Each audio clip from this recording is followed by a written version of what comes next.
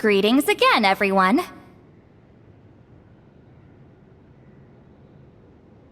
See, Lolly, you're here!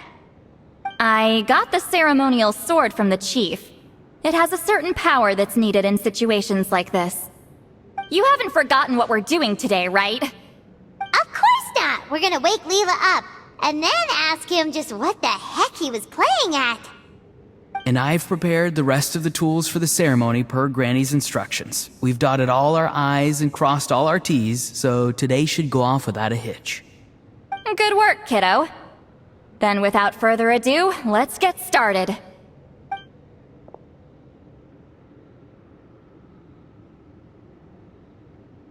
I give offerings from the mystic smoke, the gift of stars on a moonless night, a wreath of dreams in the swirling wind.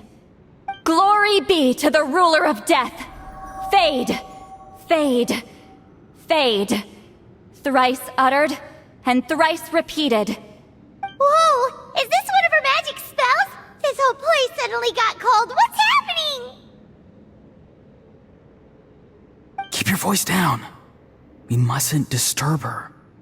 We, the children of the Priest King, swear to abide by the ancient pact and tear through the veil of the Night Realm. I am Seedlali. Hear my command. I am the Shepherd of Doomsday. I am Akul Batil. Oh, look! Leela's spirit is back. It's coming towards his body. I shall pierce the cloak of night with flintstone and banish all souls that do not belong to the land of the dead. Leela, obey my command and return to the land where the sun shines. Return to your own path. Did it work? Huh? Where am I? And who are you?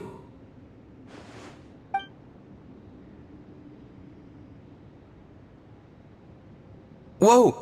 Granny Eatsley! I mean, High Priestess Seedlali! Please have mercy! Oh, guilty conscience, huh? So, you know full well what you've done. Do you have any idea how close you were to never making it back? Or maybe you thought life would be more fun as an inanimate object. I'm sorry, I messed up, and I'll face the consequences. Oh, you sure about that? Then say goodbye to your parents. Tell them this. Goodbye, Mom and Dad. I've realized I enjoy life as an empty shell so much that I've decided to get Granny Eatsley to turn me into a stone statue, so I can stand guard over her house for the next 100 years. No, please! Please don't, I'm begging you. I'll never do this again, I promise. Thank you, High Priestess Seedlali. Thank you for rescuing me. Don't thank me. Thank my grandson. If he hadn't sensed something was amiss, I wouldn't have bothered getting involved. You're more than welcome, Leela. And don't mind Granny. She's all bark and no bite. We're just glad that you're okay. Besides, someone tricked you into doing this, didn't they? That Kokju guy. He's the real culprit here. No, Mr. Kokuchu had nothing to do with it. It was all my doing. Huh? Well, I mean, he suggested the method of using a powerful spirit relic as a medium, but it was my decision to go through with it. I wasn't coerced or anything. I'm sorry. I'm the one to blame. The brainwashing is strong with this one. So did Kokuchu provide the relic? He did. He said it was a treasure related to the Mare Javari. Right, so that proves it. He was using you. He coaxed you into doing the clairvoyance for him. But I'm a spirit duffer who can't cast a single spell. What use would I be to him? Guys like me couldn't sense a spirit even if we spent the rest of our lives sitting and meditating. But Mr. Kokuchu said that if I brute force the spell and immerse myself in a spiritually rich substance, I might be able to catch a glimpse of one. It seems like my only option. Still, brute forcing a spell when you're a spirit duffer is like forcing yourself to run a marathon without any legs. If it wasn't for Seedlali, You'd have been lost forever. I know, I'm sorry. It's just... everyone in this tribe is so amazingly talented, and then there's me. I just didn't want to be the odd one out anymore. I totally understand how you feel, Leela. Some seeds effortlessly grow into beautiful cabbages, while others struggle with all their might and never even sprout. Who knows why this is the way things are? Maybe that's just life. Life is full of things we can't change. I know saying this doesn't change anything either, but I hope it makes you feel a little better. Let's pause this discussion for now. We need to get you to Matla's for a checkup.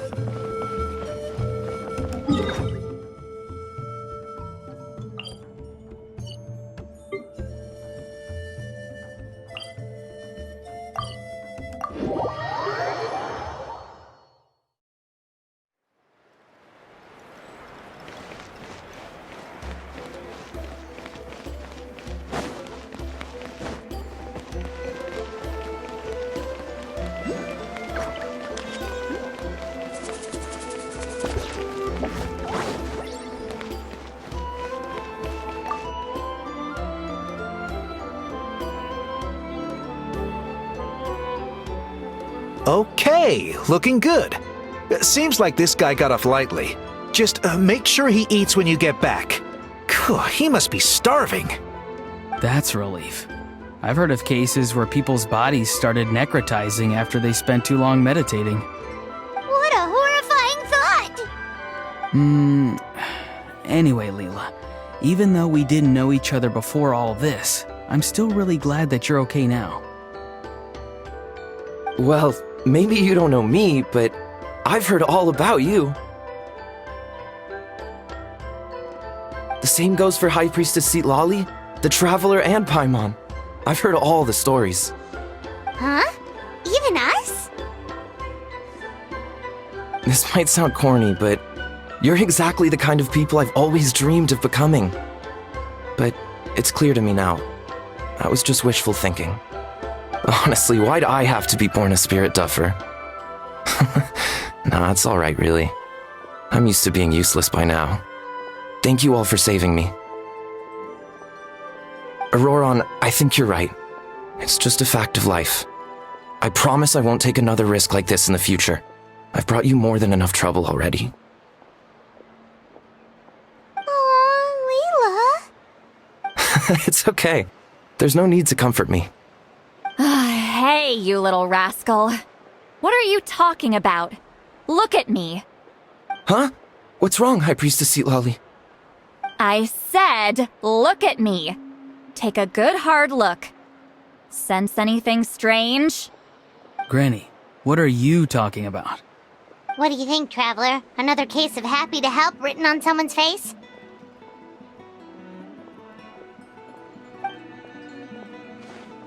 Hold on. I think... either my mind's playing tricks on me, or her entire body is an illusion. No, it must just be my imagination. I wouldn't be able to see through something like that. Wait, I know this trick. It's the same one I used a while back. Granny snuck away from right under our noses. You see? You can perceive some spiritual abnormalities now. Congratulations. Really? But where are you going, Granny? Where do you think? I'm going fishing, you dummy. Someone triggered the trap I set in the cave. Looks like our friend Kokochu took the bait. What? Sorry, can't talk now. You'll find me in the cave.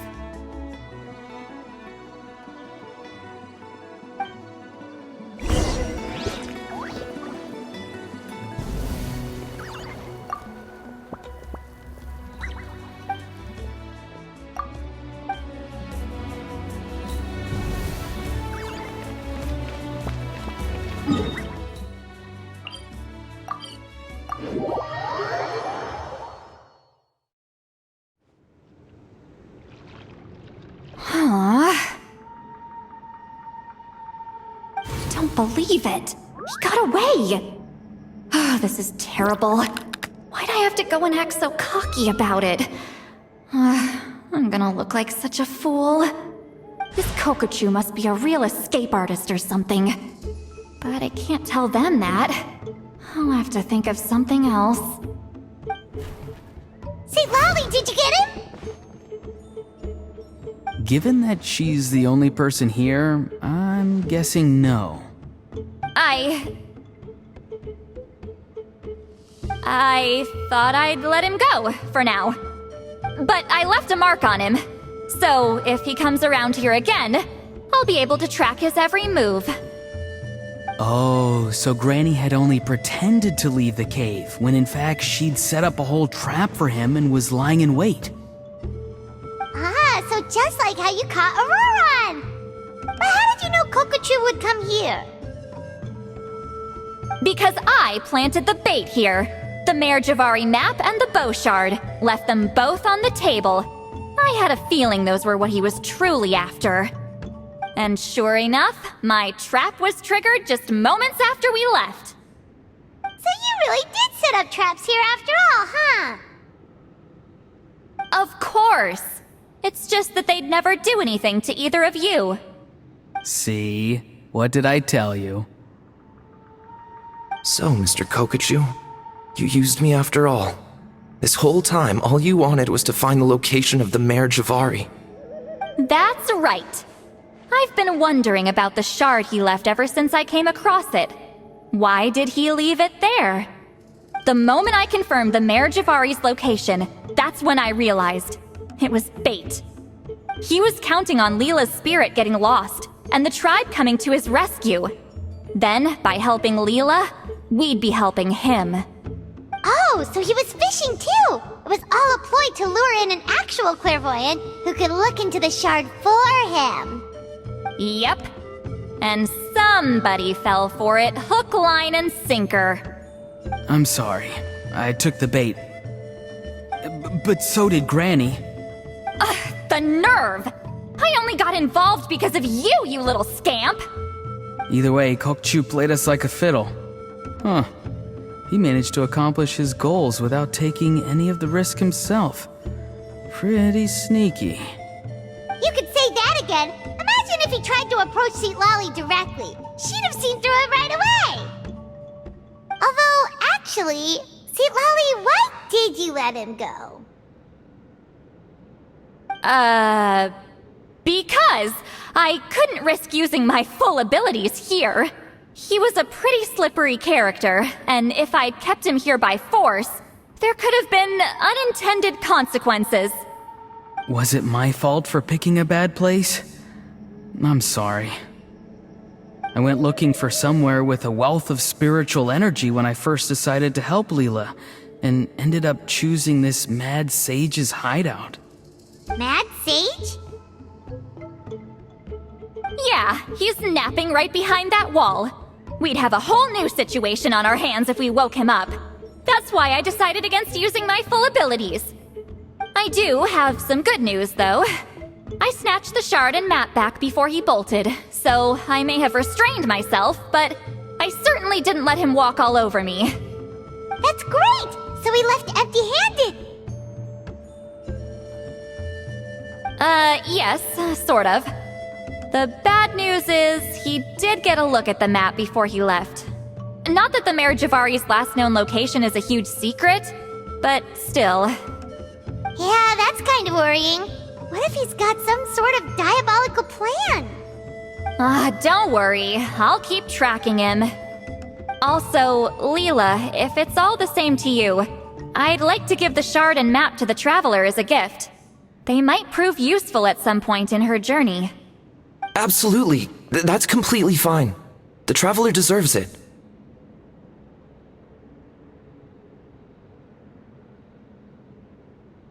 None of us are interested in them. And if there's any chance of them leading you to the Mare Javari, I'm sure an adventurer like you wouldn't want to pass on that opportunity. Granny Eatsley has a sense for these things. So, Granny Eatsley? Do you think I'm still a spirit duffer? What kind of a dumb question is that? You saw through my illusion, didn't you? I mean, that's partly because I deliberately made it imperfect, but even then, a spirit duffer wouldn't be able to see through that. Auroron, give this guy some lessons when you've got the time. Leela, put in the work, and we'll see how far you get. Amazing. Life is so full of surprises. As long as you keep moving forward, you might just run into some fertilizer in the middle of the road. I'm so happy for you, Leela. Let's both give this our best shot, and who knows? We might both be beautiful cabbages one day.